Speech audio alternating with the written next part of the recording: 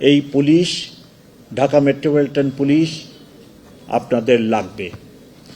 আমাদের অনেক শর্টকামিংস, দুর্বলতা আছে, এগুলা থেকে আমরা বের হয়ে আপনাদেরকে সেবা দিব, কিন্তু ঢাকা মেট্রোপলিটন পুলিশ আপনাদের লাগবে। নতুবা পুলিশবিহীন একটি সমাজ বা পুলিশ নিষ্ক্রিয় থাকলে কি হয়, 5ই আগস্টের পরে আমরা সবাই দেখেছি। সমানে লুটতরাজ এবং ডাকাতি, দস্যুতার ঘটনা 5ই আগস্টের পরে ব্যাপক হারে বেড়ে যায়। গত 5 মাসে ঢাকা মেট্রোপলিটন পুলিশের অক্লান্ত পরিশ্রমে আমরা বিষয়টি অনেকটা নিয়ন্ত্রণে আনতে সক্ষম হয়েছি।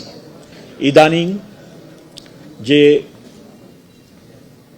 অপরাধটি মানুষের মধ্যে শঙ্কার সৃষ্টি করেছে সেটি ছিনতাই, এবং এই ছিনতাইয়ের সাথে জড়িত অধিকাংশ মাদকাসক্ত অল্প বয়সের ছেলেরা, 15 থেকে 20-22 বছরের ছেলেরা নানা ধরনের মাদকে আসক্ত হয়ে এই ধরনের অপরাধে জড়িয়ে পড়ছে। এবং এই ছিনতাইয়ের অধিকাংশ 80% হচ্ছে মোবাইল ছিনতাই। আপনার বাসে, প্রাইভেট কারে যখন জানলা খুলে একজন যাত্রী যাতায়াত করেন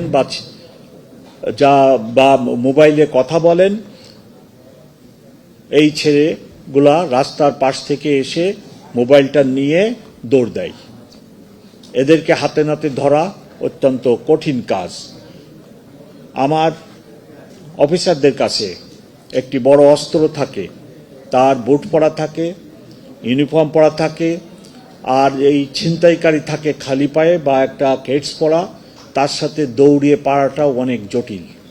তাই প্রথমত আমি ঢাকাবাসীকে অনুরোধ করব, আপনার মোবাইল, যারা মহিলারা যারা পার্স ব্যবহার করেন, আপনার পার্স বা হ্যান্ডব্যাগ আপনি নিজের নিরাপত্তায় ভালো করে রাখার চেষ্টা করেন। আমরা আপনাদেরকে এই ব্যাপারে সাহায্য করব, কিন্তু নিজের ব্যক্তিগত ব্যাগ এবং মানি ব্যাগ, পার্স, মোবাইল নিজে একটু নিরাপদে রাখার চেষ্টা করবেন। তাহলে এই কাজটির মাধ্যমে আপনি আমাদেরকে সহযোগিতা করতে পারবেন।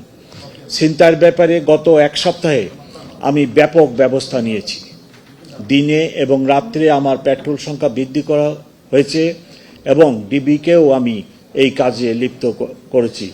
গত 1 সপ্তাহে আমার কাছে যে তথ্য, সেই তথ্য মোতাবেক 1 সপ্তাহের আগের তুলনায় ছিনতাই অনেকটা কমে এসেছে। আমি আশা করছি আমরা এই ছিনতাইকে আরও নিয়ন্ত্রণে আনতে সক্ষম হব।